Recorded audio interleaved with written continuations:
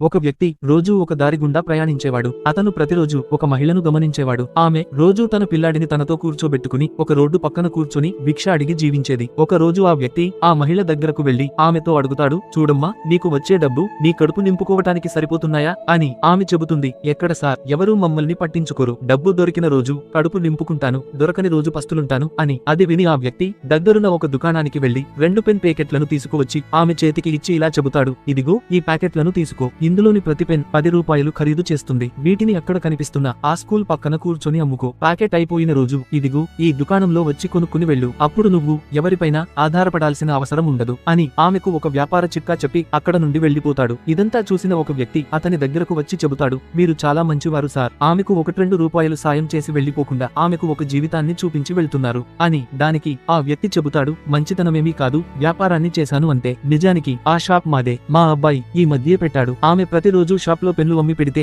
మాకు ఎంతో కొంత ఉపయోగమే కదా అని చెబుతాడు. ఆ వ్యక్తి నవ్వుతూ, వ్యాపారానికి సాయానికి ముడిపెట్టారు, మీరు నిజంగా గ్రేట్ సార్ అని చెబుతాడు. మీరేమనుకుంటున్నారు? ఆ వ్యక్తి నిజంగానే వ్యాపారం చేశాడా లేదా సాయం చేశాడా? మీ అభిప్రాయాన్ని కామెంట్ సెక్షన్ లో తెలియజేయండి.